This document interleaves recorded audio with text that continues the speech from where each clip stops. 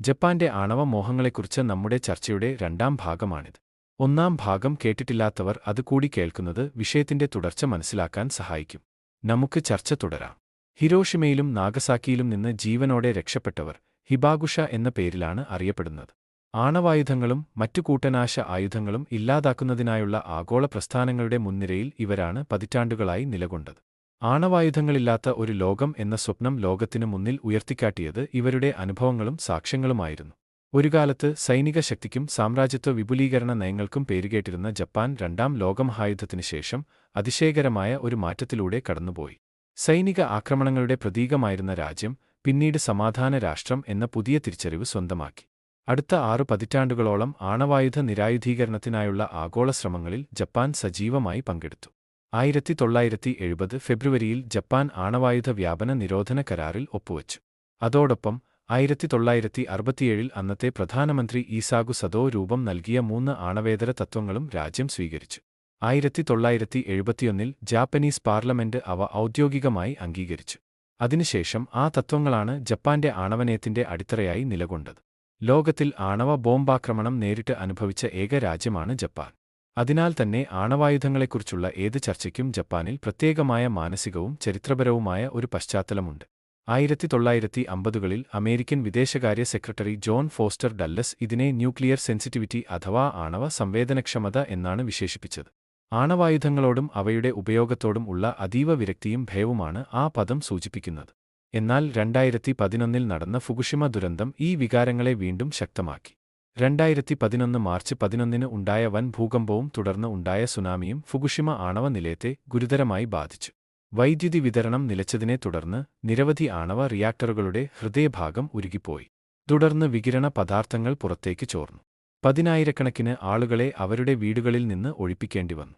ഹിരോഷിമയുടെയും നാഗസാക്കിയുടെയും ഓർമ്മകൾ ഇപ്പോഴും മായാതെ നിലനിൽക്കുന്ന ഒരു സമൂഹത്തിന് ഫുകുഷിമ മറ്റൊരു വലിയ മാനസികാഘാതമായിരുന്നു. അങ്ങനെ രണ്ടാം ലോകമഹായുദ്ധത്തിലെ ആണവ ബോംബാക്രമണത്തിന്റെ മുറിവുകളും ഫുകുഷിമയിലെ ആണവ ദുരന്തത്തിന്റെ ഓർമ്മകളും ചേർന്ന് ജപ്പാന്റെ ആണവ നയത്തെയും ജനങ്ങളുടെ മനോഭാവത്തെയും ഇന്നും ശക്തമായി സ്വാധീനിച്ചുകൊണ്ടിരിക്കുന്നു. എന്നാൽ ജപ്പാൻ ആണവായുധ ശക്തിയാകുമോ എന്ന ചോദ്യത്തിന് ഉത്തരം കണ്ടെത്തുമ്പോൾ ഒരു നിർണായക യാഥാർത്ഥ്യം കൂടി മനസ്സിലാക്കേണ്ടതുണ്ട്. ജാപ്പനീസ് ജനതയുടെ ശക്തമായ ആണവവിരുദ്ധ നിലപാടാണ് അതിൽ ഏറ്റവും പ്രധാനപ്പെട്ടത്. പതിറ്റാണ്ടുകളായി ആണവായുധങ്ങൾക്കെതിരായ ജനങ്ങളുടെ ഈ വികാരം ജപ്പാനിലെ രാഷ്ട്രീയ നേതൃത്വത്തിനു മുന്നിൽ ഒരു വലിയ തടസ്സമായി നിലകൊണ്ടിട്ടുണ്ട്. ജാപ്പനീസ് രാഷ്ട്രീയ നേതൃത്വത്തിലെ ആരെങ്കിലും ആണവായുധ വികസനത്തെക്കുറിച്ച് ചിന്തിച്ചാൽ പോലും ആദ്യം മറികടക്കേണ്ടത് ഈ ജനകീയ എതിർപ്പിനെയാണ്. അടുത്തിടെ ജപ്പാനിലെ പ്രമുഖ ദിനപത്രമായ ആസാഹി ഷിംബുൻ നടത്തിയ അഭിപ്രായ സർവേയും ഇതേ യാഥാർത്ഥ്യം വ്യക്തമാക്കുന്നു.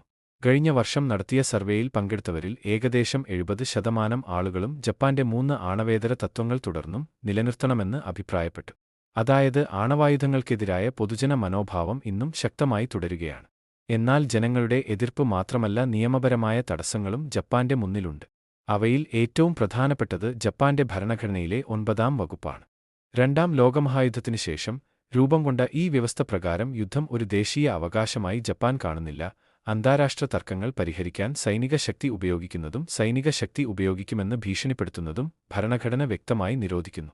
ഇതിനു പുറമെ 1955 നിലവിൽ വന്ന ജാപ്പനീസ് ആണവോർജ്ജ നിയമവും ആണവ സാങ്കേതികവിദ്യയുടെ സൈനിക ഉപയോഗം നിരോധിക്കുന്നുണ്ട്.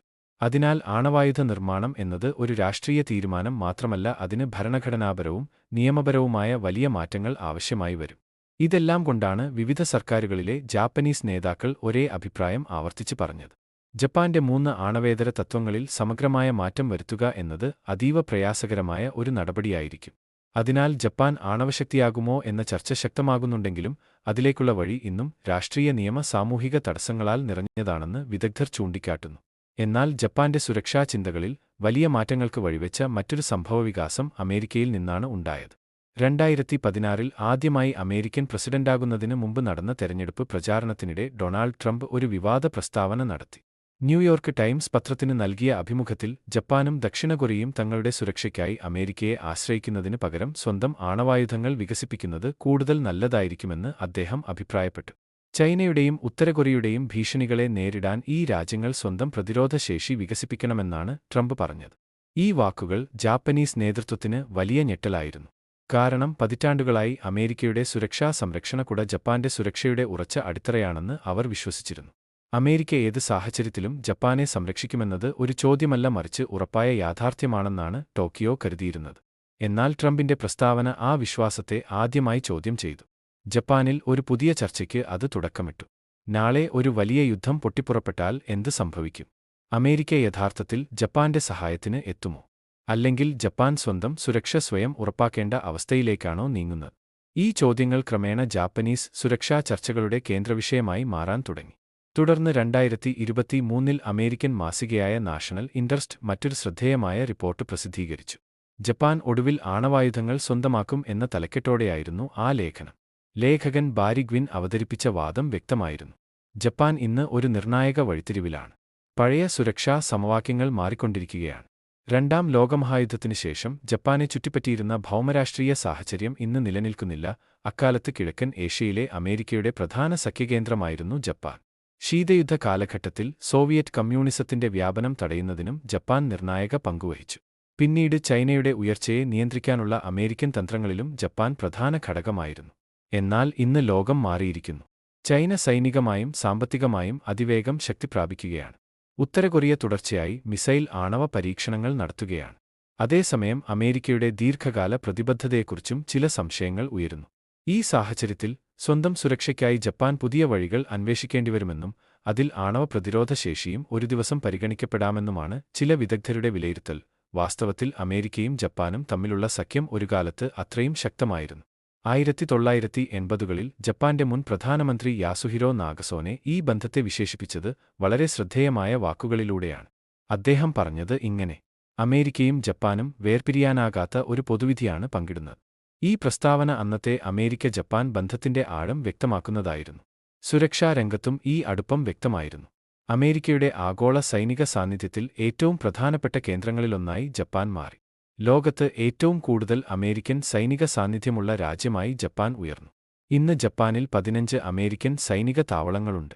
അവിടങ്ങളിൽ കുറഞ്ഞത് 55,000 അമേരിക്കൻ സൈനികരാണ് സ്ഥിരമായി വിന്യസിച്ചിരിക്കുന്നത്. എന്നാൽ ഇന്ന് സ്ഥിതി പഴയതുപോലെയല്ല. ചൈന അതിന്റെ ആണവായുധ ശേഖരം അതിവേഗം വികസിപ്പിക്കുകയാണ്. അതേസമയം ഉത്തര കൊറിയയുടെ ആണവശക്തിയും മിസൈൽ ശേഷിയും തുടർച്ചയായി വർദ്ധിച്ചുകൊണ്ടിരിക്കുന്നു. ഇത്തരം സാഹചര്യത്തിൽ ജപ്പാൻ ഇന്ന് ആണവശക്തിയുള്ള എതിരാളികളാൽ ചുറ്റപ്പെട്ട ഒരു അവസ്ഥയിലാണ്. ഇതിനൊപ്പം പതിറ്റാണ്ടുകളായി ജപ്പാൻ ആശ്രയിച്ചിരുന്ന അമേരിക്കൻ സുരക്ഷാ കുടയുടെ ഭാവിയെക്കുറിച്ചും സംശയങ്ങൾ ഉയരുന്നുണ്ട്. ഈ സാഹചര്യമാണ് ചില ജാപ്പനീസ് രാഷ്ട്രീയ നേതാക്കളെ പുതിയ സുരക്ഷാ മാർഗങ്ങളെക്കുറിച്ച് ചിന്തിക്കാൻ പ്രേരിപ്പിച്ചത്. പ്രത്യേകിച്ച് വലതുപക്ഷ ജനകീയ പാർട്ടിയായ സാൻസൈറ്റോ ഉൾപ്പെടെയുള്ള ചില രാഷ്ട്രീയ ശക്തികൾ ജപ്പാന്റെ ദീർഘകാല സുരക്ഷ ഉറപ്പാക്കാൻ ഒരു ബദൽ തന്ത്രം തയ്യാറാക്കണമെന്ന് ആവശ്യപ്പെടാൻ തുടങ്ങി.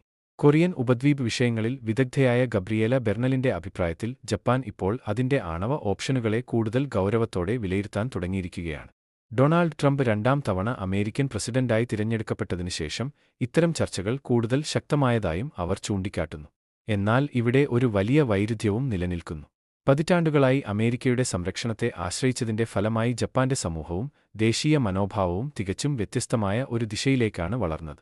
ജപ്പാന്റെ സമാധാനാധിഷ്ഠിത പ്രതിരോധ നയം രാജ്യത്തെ യഥാർത്ഥ അർത്ഥത്തിൽ ഒരു സമാധാന രാഷ്ട്രമാക്കി മാറ്റി. ഇന്ന് ഭൂരിഭാഗം ജാപ്പനീസ് ജനങ്ങളും വിശ്വസിക്കുന്നത് 2ാം ലോകമഹായുദ്ധത്തിലെ ദുരന്തങ്ങളും ഹിരോഷിമ നാഗസാക്കി ആണവ ബോംബാക്രമണങ്ങളും അതിനുശേഷമുള്ള വികിരണ ദുരിതങ്ങളും യുദ്ധത്തിനു മുമ്പുള്ള ജപ്പാന്റെ ആക്രമണാത്മക നയങ്ങളുടെ അനിവാര്യമായ ഫലമായിരുന്നുവെന്നാണ്. ആ ചരിത്രപാഠം ജാപ്പനീസ് സമൂഹത്തെ ആഴത്തിൽ സ്വാധീനിച്ചു. അതിന്റെ ഫലമായി യുദ്ധത്തെ ഒരു പരിഹാരമായി കാണുന്ന മനോഭാവം ജപ്പാനിൽ വളരെ ദുർബലമായി. സൈനിക ശക്തിയിലൂടെ എതിരാളികളെ ഭയപ്പെടുത്തുക എന്ന പ്രതിരോധ സിദ്ധാന്തം പോലും പലർക്കും സ്വീകാര്യമല്ല. അങ്ങനെയിരിക്കെ സ്വന്തം ആണവായുധങ്ങൾ വികസിപ്പിക്കുക എന്ന ആശയം ഇന്നും ജാപ്പനീസ് സമൂഹത്തിലെ വലിയൊരു വിഭാഗത്തിന് അസ്വീകാര്യമായ ഒന്നായി തുടരുകയാണ്. അതുകൊണ്ടുതന്നെ ജപ്പാൻ ആണവശക്തിയാകുമോ എന്ന ചോദ്യത്തിന് ഉത്തരമുണ്ടാകുന്നത് സാങ്കേതിക ശേഷിയിലോ രാഷ്ട്രീയ തീരുമാനങ്ങളിലോ മാത്രം ആശ്രയിച്ചല്ല, മറിച്ച് ഒരു ജനതയുടെ ചരിത്രസ്മരണകളിലും മാനസികാവസ്ഥയിലും കൂടിയാണ്.